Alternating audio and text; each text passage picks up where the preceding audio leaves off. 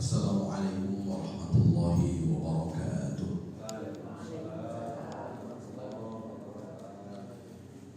Alhamdulillah, wassalatu wassalamu ala rasulillah wa ala alihi wa ashabihi wa mawala. Subhanaka la ilma lana illa ma 'allamtana innaka antal alimul hakim. Rabbi shrah li sadri wa yassir li amri wahlul 'uqdatam min lisani yafqahu qawli. Waqad qala ta'ala fi kitabihil karim wa asdaqul qailin a'udzu billahi minasy syaithanir rajim. Bismillahirrahmanirrahim. Ya ayyuhalladzina amanu taqullaha haqqa tuqatih wa la tamutunna illa wa antum muslimun. Al-ayah sadaqallahul azim. Amma ba'd. Ma'asyiral muslimin wal muslimat, Bapak Ibu jamaah salat fardu subuh yang semuanya insyaallah dimuliakan oleh Allah Subhanahu wa taala. Bersyukur kita kepada Allah dengan mengucapkan kalimat alhamdulillahi rabbil alamin. Karena sampai pada kesempatan pagi hari ini Allah masih memberikan kita pertolongan sehingga kita bisa mengangkat kaki, mengayunkan tangan guna memenuhi panggilan Allah Subhanahu wa taala. Bersalawat kita kepada Rasulullah dengan mengucapkan kalimat Allahumma shalli ala sayyidina Muhammad wa ala ali sayyidina Muhammad. Assalamu alayka ya Rasulullah. Seraya berharap semoga kita menjadi bagian dari umat Rasulullah sallallahu alaihi wasallam yang kelak mendapat syafaatnya di padang mahsyar, dikumpulkan dengan Rasulullah di dalam surga Allah Subhanahu wa taala. Amin ya rabbal alamin. Bapak Ibu jamaah salat fardu subuh yang dimuliakan oleh Allah Subhanahu wa taala, pada kesempatan pagi hari ini kita masih melanjutkan bab sebelumnya, yaitu bab bergegas atau berlomba-lomba untuk melakukan kebaikan. Hadis yang akan kita baca pada pagi hari ini adalah hadis dari Abi Sirwah. Abi Sirwah itu adalah Uqbah bin Harith radhiyallahu anhu. Pada waktu itu Uqbah bin Harith menceritakan, "Shalaitu wara'an Nabi sallallahu alaihi wasallam bil Madinati al-Asr." Suatu ketika Uqbah bin Harith sholat di belakang Rasulullah sallallahu alaihi wasallam, dan kejadian ini di Madinah, dan pada waktu itu sholat yang dilakukan adalah sholat asar. Fasallam, setelah Rasulullah sallallahu alaihi wasallam melaksanakan sholat, kemudian beliau tutup dengan salam. Setelah salam, Rasulullah ini tak seperti biasanya. Kalau setelah salam, biasanya Rasulullah duduk terlebih dahulu zikir sampai kemudian zikir Rasulullah sallallahu alaihi wasallam selesai. Tapi ini kejadian beda dengan kejadian-kejadian sebelumnya. Setelah Rasulullah salam, summa qoma musri'an, Rasulullah sallallahu alaihi wasallam berdiri lalu kemudian bergegas keluar. Fatahatta riqaban nas ila ba'di hujari nisa'i. Lalu Rasulullah sallallahu alaihi wasallam saat melangkah keluar itu sampai kemudian melangkah di pundak beberapa orang yang menjadi jamaah Rasulullah sallallahu alaihi wasallam pada sholat asar. Dan ini tak pernah Rasulullah lakukan. Lalu kemudian saat Rasulullah sudah keluar dari rumahnya, kemana Rasulullah sallallahu alaihi wasallam pergi? Pergi untuk kemudian datang ke rumah sebagian istri Rasulullah sallallahu alaihi wasallam. Jadi ke kamar istri Rasulullah sallallahu alaihi wasallam. Fafaza'an nasu min sur'ani. Lalu karena Rasulullah tidak pernah melakukan kejadian seperti ini, para sahabat pada waktu itu terkejut. Kenapa Rasulullah sallallahu alaihi wasallam bergegas keluar saat selesai melaksanakan sholat asar dan kemudian beliau belum berzikir lalu kemudian keluar. Fara'a annahum qad ajibu min sur'ati. Lalu kemudian dijelaskan oleh Uqbah, banyak para sahabat itu kemudian heran kenapa Rasulullah sallallahu alaihi wasallam bergegas keluar dari masjid dengan tergesa-gesa. Lalu kemudian zakartu syai'an min tibrin indana. Jadi kata Rasulullah sallallahu alaihi wasallam, kenapa aku keluar bergegas itu? Karena aku mengingat simpanan yang ada di rumah. Jadi yang Rasulullah sallallahu alaihi wasallam ingat adalah simpanan yang ada di dalam rumah beliau. Fakaritu ayyah bisani. Aku tidak senang simpanan itu hanya aku simpan di dalam rumah. Lalu kemudian fa'amartu bi qismati. Aku memerintahkan untuk membagikan Ini maknanya apa? Maknanya Rasulullah SAW itu berlomba-lomba untuk melakukan kebaikan.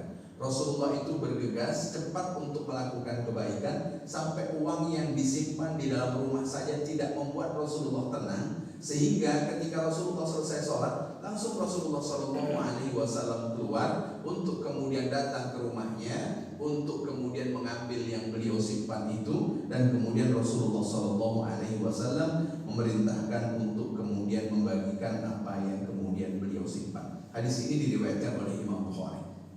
Makanya Bapak Ibu yang dimuliakan oleh Allah Subhanahu wa taala, ada beberapa hal yang menarik di dalam hadis yang kemudian disampaikan oleh Uqbah bin Haris ini. Yang pertama, menunjukkan Rasulullah SAW mengajarkan kepada kita, kalau ada keinginan untuk kemudian berbagi, maka berbagilah, jangan menunggu esok hari, karena kita tidak tahu apakah kemudian umur kita sampai pada esok hari. Maka ketika sudah ada azam, ketika sudah ada keinginan untuk melakukan kebaikan, maka usahakan lakukan kebaikan itu dengan segera. Jangan ditunggu nanti. Kalau nanti barangkali kita sudah tidak ada lagi, kalau nanti barangkali kita sudah meninggal, kita punya keinginan, belum tentu keinginan itu sama dengan yang diinginkan oleh anak kita, sama dengan yang diinginkan oleh cucu kita. Itu diantara pelajaran yang kemudian bisa kita ambil dari apa yang dilakukan oleh Rasulullah SAW. Kemudian yang kedua, Bapak Ibu yang dimuliakan oleh Allah Subhanahu wa taala, Rasulullah SAW melangkah pundak beberapa orang yang Rasulullah SAW lewati. Bapak Ibu, kalau hari Jumat selalu ada pengumuman agar kemudian mengisi soft bagian depan terlebih dahulu, supaya yang belakang itu datang mudah dan kemudian tidak melangkah pundak sahabat-sahabat yang kemudian ingin mengisi di soft yang paling depan. Artinya, kalau sholat itu belum dilaksanakan, siapa yang paling berhak mengisi soft terdepan? Tentu orang yang lebih pertama datang. Artinya, orang yang datang belakangan maka akan mengisi soft yang paling belakang, meskipun soft yang paling terbaik adalah soft yang paling terdepan. Sampai kemudian Rasulullah SAW nasihatkan, kalaulah seandainya orang tahu maka nafi soffil awal, apa yang terdapat dari nilai yang ada di soft yang pertama, la atau maka mereka akan mendatanginya meskipun harus dengan merangkak. Maka mereka akan berebut dan kemudian merangkak pun mereka akan datangi untuk bisa mengisi soft yang pertama. Ini diantara anjuran untuk kemudian mendapatkan kebaikan dan berlomba-lomba untuk kemudian mengisi kebaikan. Maka soft yang pertama itu kalau bisa, kalau kita datang ke pertama jangan serahkan kepada orang lain, maka isilah. Dan ketika kita sudah berada di soft yang pertama, ini nyaman. Soft yang orang yang berikutnya yang datang belakangan jangan sampai kemudian melangkah pundak orang yang datangnya lebih dahuluan. Tapi ini kejadiannya selesai sholat, Rasulullah SAW melangkah beberapa pundak. Maka dalam hadis ini dalilun ala jawazi takhattir riqab ba'da salam minas shalah wala siyama idza kana hajah. Artinya hadis ini membicarakan kepada kita boleh melangkahi beberapa orang yang akan kita lewati setelah salam karena ada hajat. Karena ada hajat. Sementara hajat Rasulullah SAW, Bapak Ibu yang dimuliakan oleh Allah, Rasulullah hanya teringat sesuatu yang kemudian beliau simpan, itu belum kemudian beliau bagikan. Rasulullah tidak nyaman. Kalau kita kan kembalikan Bapak Ibu, tak ada tabungan, baru kita tidak nyaman. Tapi Rasulullah SAW saat ada tabungan beberapa dinar saja, itu yang membuat Rasulullah SAW tidak nyaman, sampai kemudian terbawa kepikiran di dalam sholat beliau. Selesai sholat langsung Rasulullah SAW ingat, kemudian Rasulullah SAW keluar dari tempat sholat tanpa kemudian Rasulullah mengawalinya dengan zikir terlebih dahulu, hanya untuk mengambil sesuatu yang kemudian Rasulullah SAW ingin bagikan. Ini diantara pelajaran yang luar biasa yang bisa kita ambil. Bapak Ibu yang dimuliakan oleh Allah Subhanahu wa taala, bergegas untuk melakukan kebaikan itu tentu tidak terbatas, karena kebaikan itu banyak. Karena kebaikan itu banyak, maka kita bersegera untuk melakukan kebaikan, termasuk kebaikan untuk kemudian menunaikan janji. Fadainullahi ahaqqu ayyudha, hutang kepada Allah Subhanahu wa taala itu lebih berhak untuk kemudian cepat kita selesaikan. Maka kalau ada orang mohon maaf hutang puasa, segera selesaikan hutang puasa. Kalau seandainya bangun kesiangan, matahari sudah terbit, jangan ditunggu kemudian melaksanakan sholat esok hari. Maka ketika kita bangun itu, bergegas kita mengambil air wudhu, asal tidak bersamaan dengan terbitnya matahari ditunggu sejenak, lalu kemudian kita laksanakan sholat untuk mengganti sholat yang kemudian kita terlambat terbangun tersebut. Bapak Ibu yang dimuliakan oleh Allah Subhanahu wa taala, bahkan suatu ketika Rasulullah Shallallahu alaihi wasallam hendak melaksanakan sholat jenazah. Lalu kemudian Rasulullah Shallallahu alaihi wasallam bertanya, hal alaihi dainun, apakah jenazah yang akan kita sholatkan ini punya hutang? Lalu kemudian para sahabat fa in qalu la taqaddama wa shalla alaihi. Kalau seandainya para sahabat menjawab dia tidak punya hutang, Rasulullah akan maju dan kemudian menjadi imam sholat. Tapi kemudian para sahabat menjawab na'am. Lalu kemudian para sahabat menjawab na'am, iya, bahwa jenazah yang akan kita sholatkan ini Rasul punya hutang. Lalu kemudian apa yang Rasulullah tanyakan berikutnya, hal lahu wafa, apakah dia bisa melunasi hutangnya? Orang meninggal ini kan tak bisa melunasi hutangnya, tapi maknanya ada tidak harta yang dia tinggalkan yang bisa digunakan untuk membayar hutangnya. Maka ketika orang meninggal, dia meninggalkan harta yang dia tinggalkan, yang kita ambil terlebih dahulu sebagai proses penyelenggaraan jenazahnya. Selesai, lalu kemudian masih ada sisanya, kita ambil untuk kemudian membayarkan hutangnya. Masih sisa, baru kemudian untuk ahli warisnya. Baru ahli waris itu urutan ketiga setelah selesai proses penyelenggaraan jenazah, setelah kemudian selesai untuk membayarkan hutangnya. Kan kadang sebagian orang kebalik. Apa terbaliknya?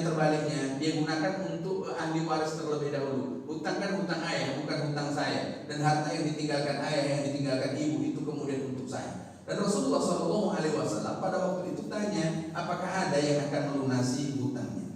Lalu kemudian ketika Rasulullah SAW fa in qalu na'am, kalau seandainya ada yang mengatakan akan membayar hutangnya, Rasulullah akan maju dan kemudian mensolatkan jenazah tersebut. Wa in qalu la, kalau kemudian ada yang menjawab, para sahabat menjawab la, ta'akhkhara wa lam yusalli, Rasulullah SAW mengundur, bahkan Rasulullah SAW tidak mensolatkan jenazahnya. Bahkan Rasulullah katakan, sallu ala sahibikum, Rasulullah SAW solatkanlah jenazah sahabat teman kamu. Rasulullah SAW hanya memberikan teguran betapa pentingnya bergegas untuk kemudian menyelesaikan hutangnya. Walil asal, sangat disayangkan banyak orang yang punya kemampuan untuk membayar hutang, tapi kemudian menunda untuk kemudian membayar hutang tersebut. Ditunda hari esok, ditunda bulan depan, ditunda tahun depan, kemudian sampai lama, bahkan yang dahulu dia datang meminjam segan untuk kemudian menagih, maka menunda, dan itu banyak terjadi sekarang. Maka oleh karena itu Bapak Ibu yang dimuliakan oleh Allah Subhanahu wa taala, bahwa menyelesaikan apa yang kemudian menjadi tanggungan, satu di antaranya adalah janji, dan di antara janji itu hutang, maka bergegas untuk membayar hutang itu satu di antara cara melakukan kebaikan.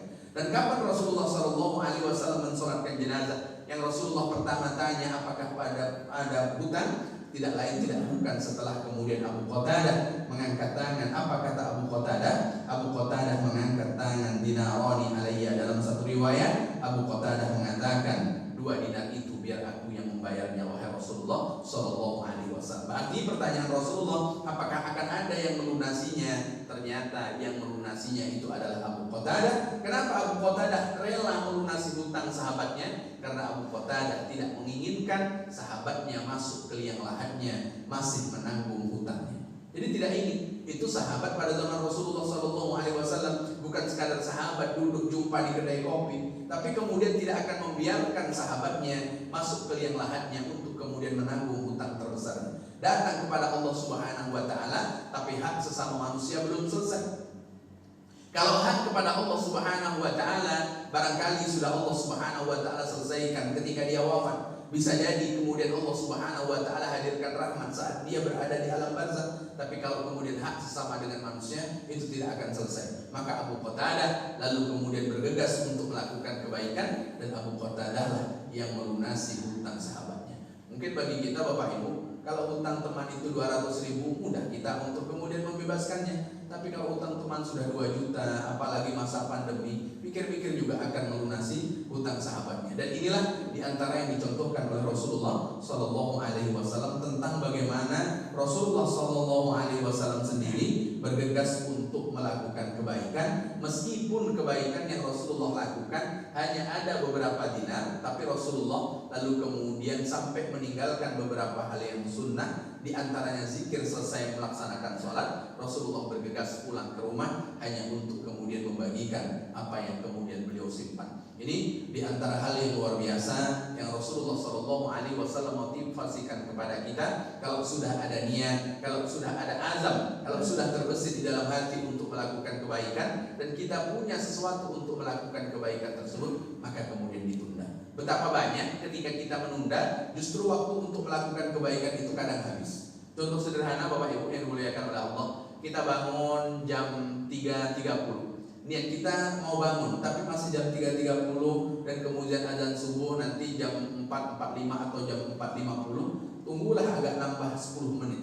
Ketika kita nambah tidur 10 menit itu, ternyata saat bangun sudah azan. Maka begitulah diantaranya ketika kebaikan itu kita tunda. Ada rasanya ingin kemudian kita memberikan sesuatu kepada orang yang sedang meminta-minta. Kita tunggu sekejap lah, saat kemudian kita lihat justru orang yang meminta itu kita tidak melihatnya kembali. Dan begitulah di antara hal-hal yang kita tidak bisa memprediksi, kita tidak bisa melihat apa yang akan terjadi kepada kita di kemudian hari. Maka kalau sudah ada azam, jangan ditunggu kemudian. Ada sebagian orang, mohon maaf Bapak Ibu yang dimuliakan oleh Allah Subhanahu wa taala, sudah ada azam untuk haji dan uangnya juga ada, tapi kemudian ditunda mendaftarnya adalah akan beliau daftarkan tahun depan. Tapi justru tahun depan itu belum sampai, kemudian ajal sudah tiba. Tahun depan itu belum sampai, lalu kemudian ada kebutuhan yang mendesak, yang kemudian dia gunakan uang yang sudah dia kumpulkan sedemikian rupa. Itulah diantara agar kemudian kita menjadi bagian dari orang-orang yang bergegas dan berlomba-lomba untuk melakukan kebaikan. Barangkali demikian Bapak Ibu, kalau ada yang ingin didiskusikan dipersilakan dari hadis yang kita baca pada kesempatan pagi hari ini. Silakan.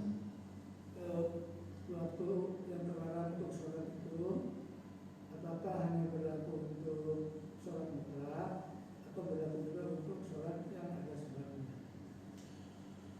Baik, kalau di Masjidil Haram lalu kemudian Masjid Nabawi itu tidak ada larangan waktu untuk melaksanakan sholat, baik sholat mutlak tanpa ada larangan, mau dia lepas asar, mau dia saat matahari terbenam, bahkan kemudian saat matahari terbit. Jadi di dua tempat ini, satu di antara dua tempat yang kemudian istimewa. Kalau kemudian di luar dua tanah mulia ini, maka ada waktu-waktu yang di waktu itu kita diharamkan sholat. Di antaranya kapan? Selesai melaksanakan sholat subuh dan kemudian selesai melaksanakan sholat asar sampai kemudian kalau asar matahari terbenam, kalau subuh sampai matahari terbit, dan qadru rumhin, kira-kira sudah berlebih dari tempat di mana matahari terbit. Kalau dalam satu penelitian, satu di antaranya bolehnya melakukan sholat sunat itu saat sudah jamnya itu bersamaan dengan jam masuknya waktu maghrib. Jadi kalau umpamanya maghribnya jam 6 lewat 10 menit, maka 6-10 menit pagi itu di antara waktu yang kemudian kita sudah melewati batas di mana orang-orang dahulu menyembah matahari ketika pas matahari itu kemudian terbit. Maka terkait dengan sholat yang kemudian saya sebutkan, menjadi boleh ketika sholatnya disababin, karena ketika sholatnya ada sebab. Kalau kemudian sholatnya tidak ada sebab, tidak ada penyebab kenapa kemudian dia melaksanakan sholat, maknanya sholat sunat mutlak, maka itu hukumnya tidak diperbolehkan atau kemudian haram. Tapi kalau karena ada sebab, maka kemudian diperbolehkan. Contoh lepas asar. Lepas asar itu di sebagian tempat ada masjid yang sedang wirid, dan kemudian dia sudah sholat asar, datang ke masjid itu atau kemudian masuk akan ikut wirid, itu juga masih boleh melaksanakan sholat sunat tahiyatul masjid. Kenapa boleh? Lisababin, karena ada sebab. Apa sebabnya? Karena dia masuk ke dalam masjid. Atau kemudian ada jenazah. Jenazah itu kalau kemudian ditunggu esok hari terlalu lama dan kemudian tak mungkin disolatkan karena barangkali meninggalnya sudah di waktu zuhur, maka kemudian dia disolatkan selesai melaksanakan sholat asar. Dan apakah boleh melaksanakan sholat jenazah yang seperti kita sebutkan tadi? Menjadi boleh. Kenapa? Karena disababin, ada sebab. Jadi haramnya pada waktu itu sholat yang li ghairi sabab, sholat yang tanpa ada sebab. Termasuk diantaranya barangkali saya ralat ketika kita bangun dan kemudian kita belum melaksanakan sholat karena sholat subuh yang kita terlambat melaksanakan itu ada sebabnya, maka kemudian segera untuk kemudian dilaksanakan. Mungkin silakan. Waktu sholat Jumat kan ada waktu untuk sholat mutlak sampai menunggu azan dikumandangkan. Itu kan katakan waktunya cukup sehingga kita melakukannya pada saat waktu yang terlambat untuk sholat mutlak. Itu boleh nggak Ustaz? Menjelang azan atau khotib menyampaikan khutbah. Menjelang khotib menyampaikan khutbah. Kalau pas kita masuk masjid sholat karena sebab itu tentu boleh saja, Pak. Boleh. Artinya sambil menunggu maksudnya kita sambil menunggu semampunya kita melaksanakan sholat sunat mutlak. Kalau untuk cepat data kan Ustaz ya. Ya. Kemungkinannya kan saat waktu terlarang itu kita melaksanakan sholat mutlak. Ketika matahari sedang Ya. tegak pas ya. Kalau untuk hari Jumat nanti lah Pak, saya akan jawab pekan depan. Kalau untuk hari Jumat saya kurang tahu persis. Tapi kalau seandainya bersamaan dengan sebab karena masuknya dia atau kemudian beliau selesai wudhu, sholat sunat berwudhu itu sah-sah saja. Tapi kalau kemudian sholat sunat mutlak tanpa sebab sampai menunggu azan berkumandang, nah itu saya belum bisa menjawabnya. Mungkin ada dari khususan. Ya, baik. Satu lagi Ustaz. Ya silakan Ibu. Orang tuh udah mampu pergi haji Ustaz, tapi kesehatannya tidak mengizinkan Ustaz. Gimana tuh Ustaz? Baik, mampu melaksanakan haji, tapi kemudian kesehatannya tidak mengizinkan. Itu maknanya belum mampu. Oh gitu. Karena man istata'a minkum sabila itu mampunya itu dua, mampu secara finansial, mampu secara fisik. Jadi kalau kemudian mampunya hanya finansial, fisiknya tidak, itu tak mampu namanya. Jadi mampu itu kedua-duanya, mampu secara finansial, mampu juga secara fisik. Jadi kata istita'ah untuk melaksanakan haji yang masuk dalam kategori rukun Islam, maka kemampuan itu ada dua, satu kemampuan secara fisik, satu lagi kemampuan secara finansial. Jadi kalau fisik finansialnya mampu, fisiknya tidak, maka itu belum disebut dengan istita'ah. Barangkali itu Ibu yang bisa saya jawab.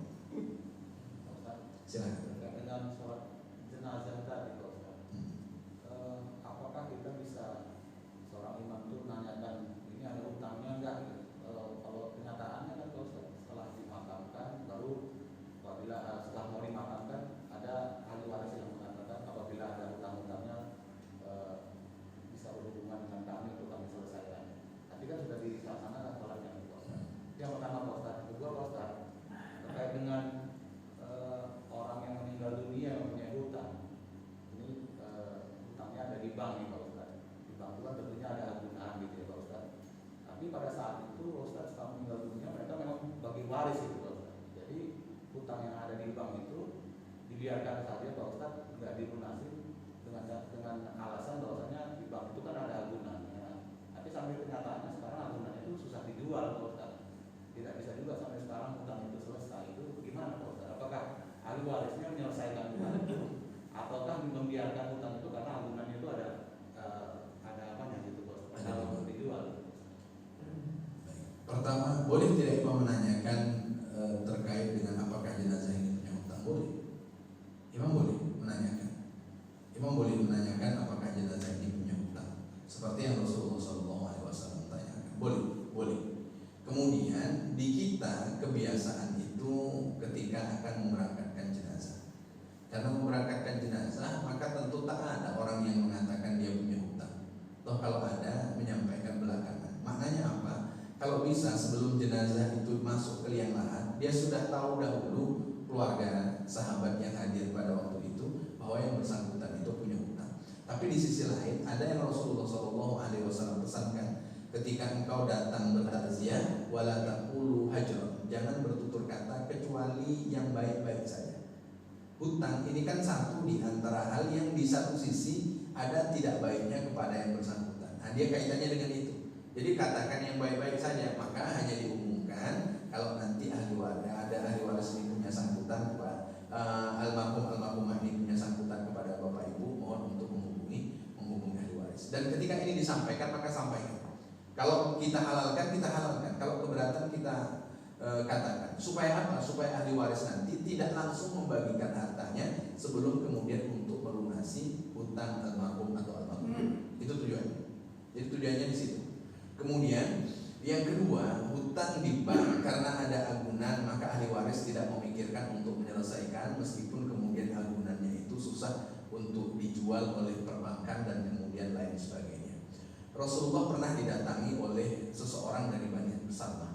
Apa kata orang tersebut kepada Rasulullah? Hal baqiya min birri abawayya sayun aburruhuma ba'da wafatihima. Rasul, masih bisakah aku berbakti kepada kedua orang tuaku setelah keduanya meninggal? Apa jawaban Rasulullah? Nah, iya, boleh, bisa. Artinya meskipun orang tua sudah meninggal, anak bisa berbakti kepada kedua orang tuanya.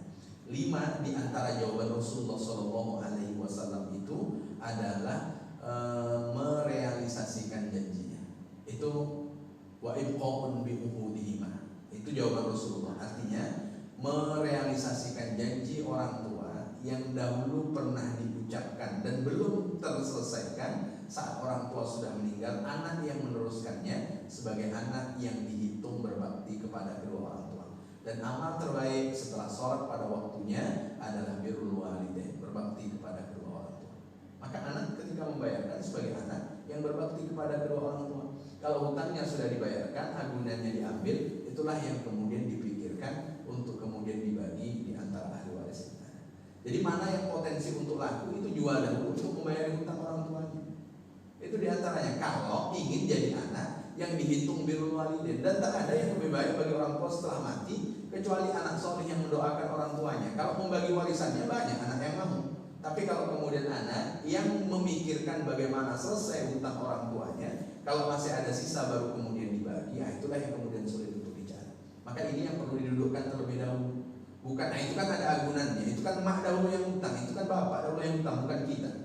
Kita kan hanya menikmati peninggalan mereka. Maka kalau ini sampai terjadi, barangkali nanti akan terjadi kepada orang anak yang melakukan itu terhadap anaknya kelak ketika dia sudah tua juga. Maka Rasulullah memberikan nasihat itu kan sederhana. Kata Rasulullah, baru aba'akum taburukum abna'ukum. Berbakti, berbuat baiklah kalian kepada orang tua kalian, niscaya kelak anak-anakmu juga akan berbuat sama kepada.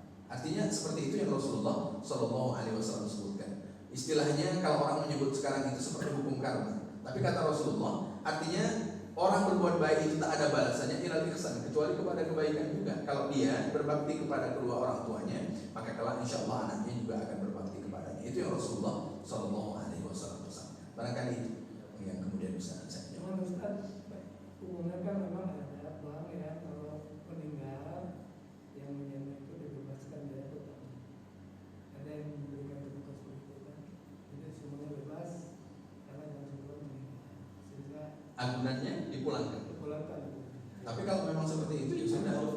Tapi itu pakai asuransi. Oh, yang pakai asuransi. Ya, tapi kalau asuransinya, kalau pembiayaan macet, asuransinya itu menghitung adalah yang sisa yang lancar. asuransi. Nah, tapi kalau misalnya dia meninggal dunia, pada saat meninggal dunia ini sebelumnya dia macet, sudah sampai dia sudah lama bertahun-tahun meninggal dunia, yang hitung ada sisanya sedikit, yang jadi sisa yang dari dia pada saat macet sampai dia meninggal itu nggak ditanggung bank. Ada klausul seperti itu. Nah, itu ya. Ternyata ya itu dia repotnya. Dia repotnya kita itu kalau sudah berinteraksi dengan interaksi yang kemudian tidak diperbolehkan, pasti buntutnya itu panjang. Buntutnya itu panjang. Maka berinteraksilah dengan interaksi yang diperbolehkan di dalam agama yang kemudian akan menyelamatkan kita dan kemudian menyelamatkan juga ahli waris. Itu yang paling penting itu. Yang paling penting itu. Tapi kalau kita sudah berinteraksi dan tidak menyelamatkan kita, barangkali selamat secara perut tapi tidak selamat dalam pertanggungjawaban. Itu yang kemudian akan menjadi berat. Artinya kalau hutang itu sudah ada yang membebaskan, baik instansi ataupun apa, selesai. Yang jelas dibebaskan. Oh, si mau sampaikan kepada ahli waris, hutang ayahmu kami bebaskan. Sudah selesai. Supaya apa? Supaya ahli waris tahu mana yang mereka prioritaskan. Dia kan membagi itu pada urutan ketiga setelah proses penyelenggaraan jenazah, baru kemudian membayar hutangnya, baru dibagi. Itu pada urutan yang ketiga. Allah, barangkali itu lagi yang bisa saya jawab.